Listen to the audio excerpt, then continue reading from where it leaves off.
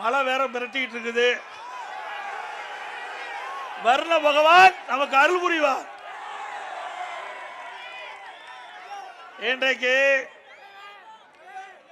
இந்த மயிலாடுதுறை மாவட்டம் அதிமுக அரசால் உருவாக்கப்பட்டது. இந்த மாவட்டம் உங்கள் விருப்பப்படி இங்க இருக்கிற மாவட்ட செயலாளர் அப்போது இருந்த எம்எல்ஏக்கள் அத்தனை பேரும் இந்த நாகப்பட்டினம் மாவட்டத்தை பிரித்து மயிலாடுதுறையை தலைமுடமாக கொண்டு புதிய மாவட்டம் உருவாக்க வேண்டும் என்று அதன்படி உருவாக்கி கொடுத்தோம்ல. ஸ்டாலின் நேற்று இதெல்லாம் இங்கதான் வந்து பேசிட்டு போயிருக்காங்க நினைக்கிறேன்.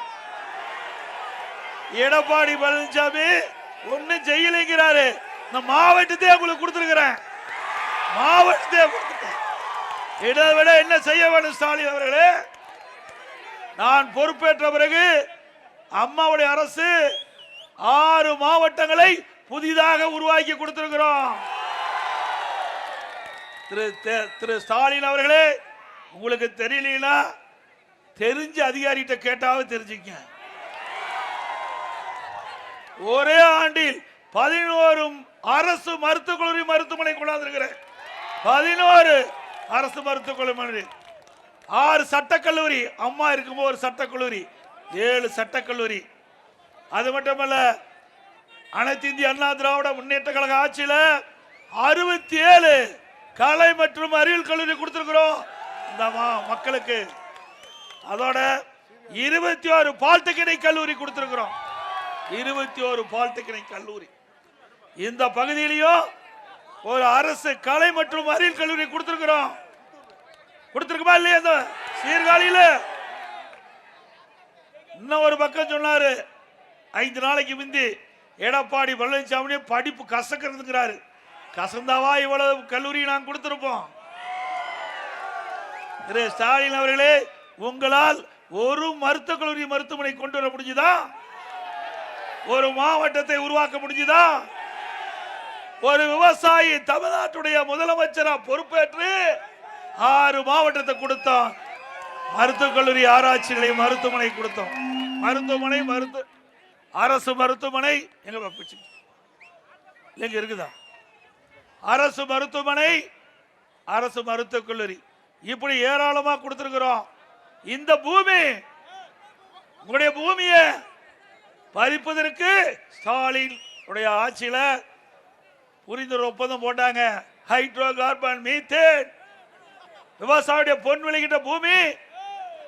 திரு ஸ்டாலின் துணை முதலமைச்சர் இருக்கும் போது தொழில்துறை அமைச்சராக இருந்தார். அவர் முன்னிலையில் புரிந்துணர்வு ஒப்பந்தம் போட்ட முதலமைச்சர் இன்றைய முதலமைச்சர். அனைத்து இந்திய அண்ணா திராவிட முன்னேற்ற கழக அரசு பொன் விளைகின்ற பூமி நம்பித்தான் இந்த மக்கள் வாழ்ந்து கொண்டிருக்கின்றார்கள். நான் ஒரு விவசாயி, பூமியுடைய அருமை எனக்கு தெரியும். ஆகவே அந்த பூமியை காப்பதற்கு, விவசாய விளைநிலங்களை காப்பதற்கு மத்திய அரசோடு தொடர்பு கொண்டு பாதுகாக்கப்பட்ட வேளாண் மண்டலத்தை கொடுத்து இனி எந்த கொம்பனாலும் உங்களுடைய நிலத்தை பறிக்க முடியாது. திரு ஸ்டாலின் உங்களுடைய நிலத்தை பறிப்பதற்கு புரிந்துணர்வு ஒப்பந்தம் போட்டார். உங்களுடைய பாதுகாப்பதற்கு அதிமுக அரசு பாதுகாப்பு வேளாண் மண்டலம், பாதுகாக்கப்பட்ட வேளாண் மண்டலத்தை கொடுத்தோம். இது எந்த அரசாங்கம் சிறந்த அரசாங்கம்னு நீங்களே முடிவு பண்ணுங்க. அது மட்டுமல்ல, காவிரி நதிநீர் பிரச்சனை, இது டெல்டா மாவட்டம். இங்கே நீர் இருந்தா தான் விவசாயம் செய்ய முடியும்.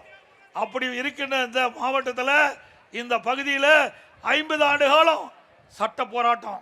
இன்றைக்கு காவிரி நதிநீர் பிரச்சனைக்கு அனைத்து இந்திய அண்ணா திராவிட முன்னேற்ற கழக அரசு உங்களுக்கு சாதகமா விவசாயிகள் வயிற்றில் பால் வாய்க்கின்ற அளவிற்கு நல்ல தீர்ப்பை பெற்று தந்த அரசாங்கம் அதிமுக அரசாங்கம். நாங்க தானே வாங்கி கொடுத்தோம். அப்ப நான் ஒன்றும் செய்யலைங்கிறாரு. நியாயமா சொல்லுங்க பார்க்கலாம். எவ்வளவு நான் செஞ்சிருக்கிறேன். அருமையான சாலைகள், பாலங்கள், தடுப்பணை, கட்டின தடுப்பணை கூட திறக்க மாட்டேங்கிற. சொல்லுங்க பார்க்கலாம். இவர் சிறந்த ஆட்சி கொடுக்கிறாராம். குடும்பத்துக்கு சிறந்த ஆட்சி கொடுக்கிறார், நாட்டு மக்களுக்கு அல்ல. அது மட்டுமல்ல, குடிமராமத்து திட்டம். இது ஏரிகள் நிறைந்த மாவட்டம். நம்முடைய மக்களுக்கு தண்ணீர் தேவை. அப்படி வறட்சியான காலத்தில் நீர் சேமிக்க வேண்டும். பல ஆண்டுகளாக ஏரி தூர்வாராமல் இருந்தது. அதையெல்லாம் தூர்வாரி அரசாங்கம் அதிமுக அரசாங்கம். அந்த தூர்வாரின்ற பொழுது அந்த மண்ணெல்லாம் விவசாயிகள் இலவசமா அள்ளிட்டு போனாங்க. இதை விட என்ன வேணும்? நீங்க கேட்டதெல்லாம் செஞ்சோமா இல்லையா? இன்னைக்கு வரும்போது பார்த்தேன், அழகா நம்முடைய குழந்தைகளை ட்ரெஸ் பண்ணிட்டு போகுது. அரசு பள்ளியை படிக்கின்ற குழந்தைகளை அதை நான் தான் அந்த துணி செலக்ட் பண்ணி கொடுத்தேன். தனியார் பள்ளிக்கு இணையா அரசு பள்ளி இருக்க வேணும். அரசு பள்ளியில் படிக்கின்ற மாணவன் அழகா அற்புதமா உடை அணிஞ்சிட்டு போன்னு அற்புதமான சீருடையை அமைத்து கொடுத்த அரசாங்கம் அதிமுக அரசாங்கம். ஸ்டாலின் அவர்களே, இன்றைக்கு தமிழகத்திலே அனைத்து இந்திய அண்ணா திராவிட முன்னேற்ற கழகம் ஆட்சி இருக்கின்ற பொழுதுதான் ஆரம்ப பள்ளி அதிகமாக திறந்தோம், நடுநிலைப் பள்ளி அதிகமாக திறந்தோம், உயர்நிலைப் பள்ளி அதிகமாக திறந்தோம், மேல்நிலைப் பள்ளி அதிகமாக திறந்தோம். இப்படி பள்ளிகள் அதிகமாக திறந்த காரணத்தினால் ஏழை எளிய ஒடுக்கப்பட்ட நசுக்கப்பட்ட மக்கள் அந்தந்த பகுதியிலேயே கல்வி கற்கக்கூடிய சூழ்நிலை நாங்கள் உருவாக்கி தந்தோம். அதனாலதான் இந்தியாவிலேயே கல்வி கற்பதில் முதல் மாநிலம் தமிழ்நாடு. நாங்களா நானா படிப்பு கசக்குன்னு சொல்றவன் எப்படி பாருங்க. அதே இன்னைக்கு இருக்கிற பள்ளி கல்வித்துறை அமைச்சர் பேசுறார் சட்டமன்றத்தில். எடப்பாடி பழனிசாமி முதலமைச்சர் இருக்கும் போது நிறைய மேல்நிலை பள்ளி கொடுத்துட்டாரு. எப்போ நிறைய மேல்நிலை பள்ளி கொடுத்துட்டான். ஏன் கொடுக்க கூடாது?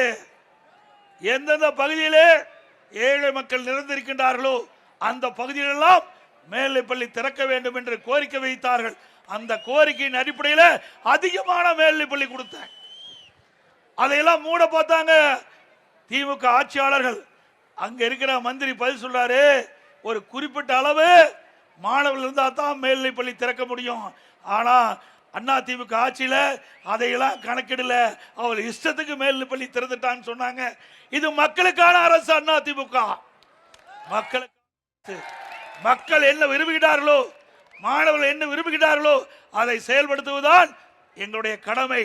அந்த அடிப்படையில் எங்கெல்லாம் மேல்நிலை பள்ளி வேண்டும் என்று மக்கள் கோரிக்கை வைத்தார்களோ அங்கெல்லாம் மேல்நிலை பள்ளி கட்டி கொடுத்து அங்கே கல்வி கற்க வைத்த அரசாங்கம் அதிமுக அரசாங்கம்.